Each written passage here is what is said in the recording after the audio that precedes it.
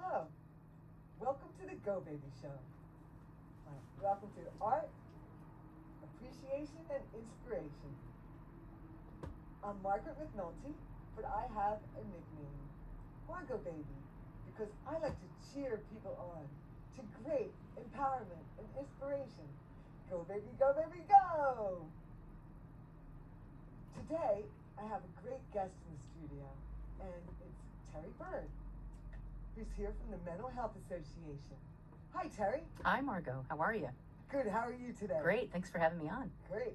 Glad to have you. Could you tell me a little bit about what you do? Sure. At the Mental Health Association? Yeah, absolutely. I work for the Mental Health Association of San Francisco. We're located at the corner of Powell and Market Street, so it's a very exciting area. And so we've been around for 71 years here in San Francisco, and we have several different programs. I think one of our programs is the Peer Run Warm Line, and that is a line. It's not a crisis line, but it's a comfort line, a resource line, so people can call in. A lot of people call when they're lonely or they're feeling down, and so we have peer counselors. We're open from 1 to 9 every day. So you mean warm line as opposed to hot line? Exactly. Another program that we have is our peer engagement services, and we work with people. We have several different groups that we offer. We have a support program that works with people who have hoarding and cluttering issues. Oh, wow. Yeah, and also we have a nurture program, which works with anyone who would like to get healthier. We have mindfulness classes and how to budget your money, building skills, all those kinds of things that help make our lives a little better. We also have a SOLVE program, which I'll talk to you a little bit more about later, but that's our stigma elimination program. And we also, go ahead. Do you mind telling me a little bit about the history of mental health? Oh, for sure, yeah. So the Mental Health Association of San Francisco is an affiliate of a larger Mental Health America. So you could go to Seattle and there might be a Mental Health Association of Seattle, that type of thing. Excuse me. So the broader agency is over 100 years old. But we have, the history of the agency is that people it started with a gentleman named Clifford Beers, who was a patient in a psychiatric hospital. And he's one of the first people to talk about and write about the horrors that he experienced when he was in the state hospital. And so that created the Mental Health Association, which is now broadly called Mental Health America. Okay. But anyway, the history of the agency has been long doing advocacy work, standing up for people with mental health challenges, getting involved with legislative work, anything that you see about mental health in the news and stuff. Usually somebody in the Mental Health Association across the nation is probably involved in, either protesting it or supporting whatever those bills are. I know one of the biggest things that we did, the larger agency, in 1953, the history of mental health treatment, I don't know if everybody knows this, but if you've seen some movies like A Beautiful Mind, that's one that comes to mind. And then there's older movies like Cuckoo's Nest and things like that. But treatment of people with mental health challenges historically in this country has been very poor. Prior to even 1990, medications started to change, but people were locked up in institutions and they were chained and shackled. They were experimented on. People were experimented, different drugs. They would just give people drugs without, this is the trials for the medications. They were beaten. It was awful. It was awful. So in 1953, Mental Health Association put a call out to institutions across the country, and asked them to send their shackles and chains to a foundry in Baltimore, Maryland, where they melted down all of the shackles and chains that they got, and they created a 300-pound bell, and it's called the Mental Health Bell. And it is still there in Maryland, and it's a call to people to remember where we came from, that changes have been made, but there's a long way we have to go. Yeah, I know. I remember, even in my family, you weren't allowed to even mention that you had a problem because people don't talk about mental issues or emotional issues because there was some sort of stigma attached to it. And we weren't even allowed to ask for help. Whereas nowadays, I believe everybody has a mental health challenge. Mm-hmm. And it's just really coping with you know, your life. So did you find that there's like stigma attached to it as well? Oh yeah, stigma is huge, as you mentioned. It can be, there's so many different types of stigma. There is the media, the public stigma. That's where people in the public, you know, in the community, they just know that, they just know what mental health, they just know all about mental illness. And they have lots of stigmatizing beliefs.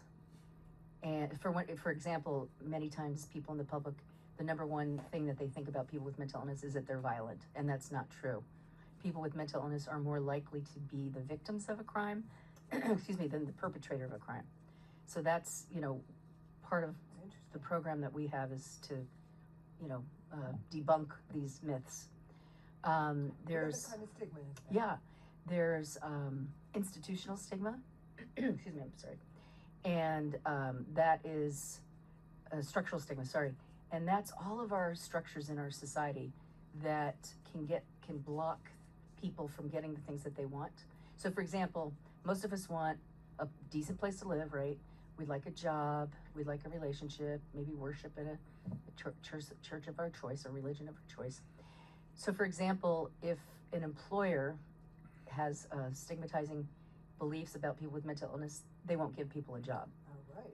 Right. So a landlord is one of the structures. So if a landlord believes that people with mental illness would not be responsible, or that they tear up the apartment, they're not going to rent to people with mental health challenges. If somebody, you know, with our police, with our law enforcement, instead of getting people to treatment, they often get arrested when they really need maybe drug and alcohol treatment or mental health treatment. So those are the stigmas that we see.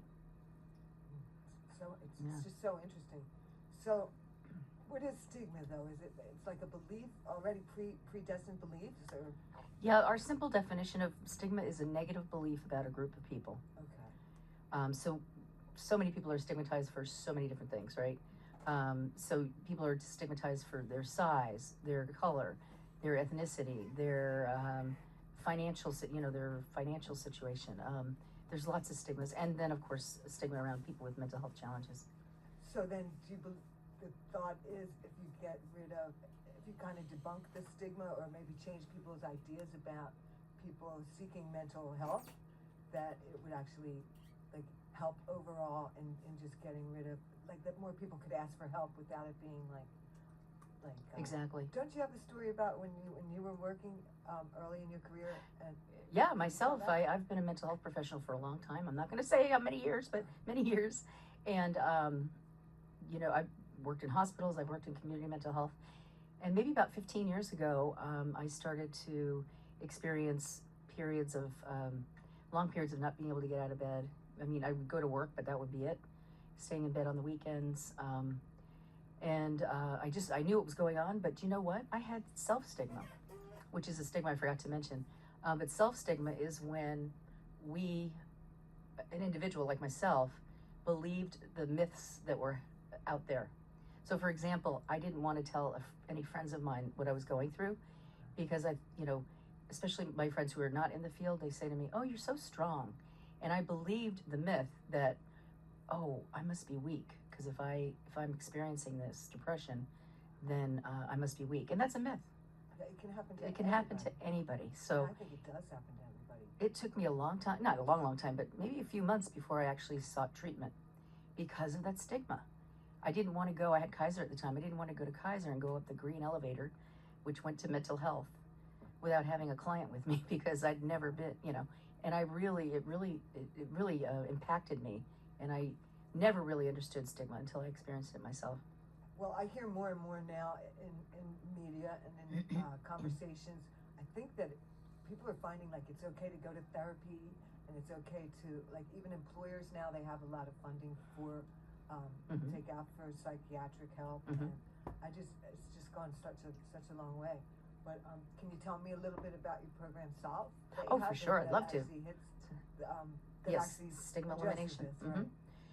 Honestly, it's the nicest job I've ever had. I love this program. So what Solve is called, Solve stands for Sharing Our Lives, Voices, and Experiences. And so we invite people with mental health challenges to come, and we train them. We call them peer educators. And we train people on how to tell their story, to talk about the stigma that they've experienced, what their recovery looks like today. And it's a 12-hour training. And then when people feel ready, we have a contract with San Francisco, and we go to 25 to 30 different places in San Francisco in a year. We go to a lot of high schools, we go to colleges, we talk to businesses, anybody who would like us to present. And the peer educators talk for about 10 minutes. They have about 10 minutes to tell their story. And beforehand, one of our facilitators will give a brief overview of what stigma is, just like what I was talking about, and kind of educate the audience. And so by meeting people, we worked very closely with a stigma researcher, Patrick Corrigan, for years. And his research shows that the contact model, which is meeting somebody face to face, is really effective in fighting stigma. Because just like I'm sure all of us, you might have an idea about a group of people. It's, like, certain ethnic group of people, maybe they make too much noise or something. It's like, I have this belief, but until I meet someone of that ethnicity or that category and meet them, and that person's a great person, and it can really change your attitude and behavior. Well, actually, I'm a sob speaker myself, ladies and gentlemen. Yes, you are. Which is one of the best things that's ever happened to me in my life. And audience, if anyone out there has a business that's interested in having the sob speakers come and educate your staff, it's free of charge. Yes. And it goes a long way into changing the environment and dealing with people. So if you have a business that is largely impacted by dealing with the public, it would be a great idea for you to call the Mental Health Association of San Francisco and ask for Terry Reun. Please. Would you like the number? Oh, yes, I would. Our number is 415-421-2926. Thank you. And we'll repeat that again. But, so tell us more about what peer educators and your experience with SOB specifically. Great. One of the things that really affects people, the peer educators, is we do surveys right after we do the training, 6 months after they're presenting, and a year after. So the pre-test is, or pre-survey is, basically measuring their level of stigma, how they, their self-stigma, that a lot of people have a lot of stigma when they come in. After the training, they feel a lot better. And 6 months later, they report that basically they have very little self-stigma anymore. They're happy to talk to people about it. They're not ashamed anymore of having a mental health challenge or talking about their experience. So that's really exciting. I mean, that just shows the effect of storytelling and sharing and not hiding.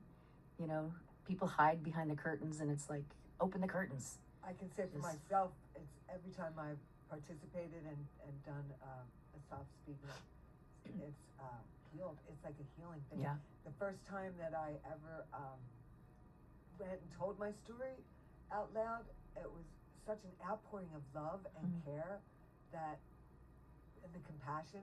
I mean, it really literally brought tears down my eyes. And the fact that our stories can actually make a difference in someone's life, like that alone is such a big thing. Yeah. And if we don't tell people what the impact is, they're not going to know. They're not going to know how it hurts. People, children, bullying, that's the start of stigma, Well, do you have any statistics on what it does for the people that are listening to the story? Like, I know how much it's affected peer educators personally, but yes. How do you know how the survey? Do you have we do for that? Yeah, we do evaluations after every presentation, and people always say that it's like a fantastic presentation, and they always want more speakers. We don't have enough time for all the speakers they want us to have, but they love hearing the stories. And then we ask them, would this change your mind if you were a landlord? Would you rent to somebody, or if you, in your life, would you feel more comfortable approaching somebody who had a mental health challenge, and they say yes. So the statistics are pretty high, the impact of the program. And you do a lot of work with the police departments, right? Yeah. Do you Yes, have we any do. stories of how it's actually changed the way the police deal with people? Yeah, it's pretty amazing. We are involved. I think there's 6 or 7 CIT trainings. CIT stands for Crisis Intervention Training, and that's where the police force trains officers to de-escalate situations, to take their time. That's a big thing nowadays. Yes, Yeah, take their time, develop a rapport, keep their distance, and so we're seeing remarkable changes. I don't have the statistics right now, but on the San Francisco Police Department website, CIT, you could see all these incredible stats. Next time you have me on, I'll bring them. Oh no, that's Yeah, fantastic. but can I tell you a quick story about Please. one of our peer educators who you might have on the show at some point is wonderful. I'll just call her Jane, and she had lived in the Tenderloin for several years, homeless. Young woman, just had a really difficult time, and also got involved with some drugs, et cetera, living on the streets, approached all the time by the police, didn't want any help, and then finally got into housing, and today she's working at Nordstrom's. She has a boyfriend, she has housing, she looks great. So she presented her story at CIT, and it was people were just, their mouths were dropping, because one of the officers in the training said, "I remember you, Jane," and she remembered him, and he said, "I'm so glad to see you, because we didn't see you for a long time, and I thought something really bad happened to you." Wow. And he texted his partner and showed her the message from the partner and said, "Tell Kim I said hello." And so, that was so amazing. I'm so glad I got to witness that. That's really great. Yeah. So, and also do you do like hospitals, and tell me some of the other groups that you speak to, because we still have a few minutes. Oh, okay, great. Yeah, another favorite program is, we have a program called Do Send a Card. Great. And we go to we go to San Francisco General Hospital, and we visit patients on the psychiatric units, and we bring messages. Tell me Sure. about what Do Send a Card is. Sure. So what we do is, solve speakers go, they tell their story to the patients. The occupational therapy staff, they're great. They give us an hour and a half for our presentation. So we talk to the patients, sit around the table like this, tell the patients about our experiences, ask them to talk. And we also bring cards that we get, that we have gotten from across the country. People who've been in the hospital, they write messages of hope and inspiration. And I'm telling you that we hardly ever leave a group where people aren't crying and saying, "I've never gotten a card before when I've had a psychiatric emergency or a psychiatric incident." So it's like showing that you care. Yeah. And there's that stigma too, where if we treated people with mental health challenges like we do people with physical illnesses, we send flowers when people are in the hospital, we want to bake them a casserole, we want to call me and I'll drive you to your doctor's appointment, lots of support. Right. But there's this stigma of, oh, you have psychiatric issues, it's like mental health challenges, so we're trying to break that stigma too. Send a card. And like some of the things that are mental health challenges are things like, depression, which people get into, and even anxiety, and so all the negative feelings that which I think is part of our human condition. So it's just the Mental Health Association helps. It's like healthy instead, and teaches you ways into it, just to curb your thinking, so that it doesn't spiral down. Right. Is that basically the idea? And I think a great start is at the warm line. If you just reach out, and you can reach it at the same number, 1-415. Oh wait, what's the warm line number? Oh, the warm line number is 415-421-2926, and then the directory will guide you to hit the button for the warm line. There was actually a write-up in Oprah's magazine about warm lines across the country. So I would love. Was that recently? Yeah. Oh. And it was because for a while you didn't have the funding or something. It went down for a little bit. So if somebody put in the warm line, would they be able to find the number? Yeah, for sure. Yeah, just Google Mental Health Association San Francisco, and it's on our website. Yeah. But so that's a good. Yeah, contact. and it's run by all peers. It's all people with lived experience of mental health challenges. So there are people who've been there who really know what's going on. Well, I'm just really happy to have you as a guest. And as a matter of fact, Terry has spurred my interest in continuing hearing about Saab stories. So I'm going to continue this program, the GoBaby Show, specifically GoBaby, GoBaby, Go, Solve It together, by having on guests throughout that are peer educators to tell their interesting Saab stories.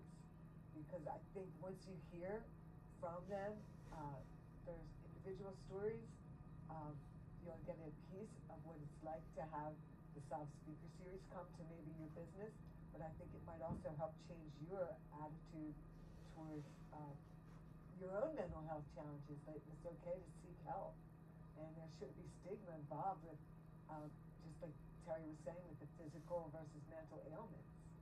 So, in conclusion, Terry, do you have any last minute words that you would like the audience to make sure? We still have 2 minutes. Yeah, so. I would just really, I think reaching out is the most important thing. That's the first step. And then, you know, you can take it from there. But if you isolate and don't reach out, you know, it's hard.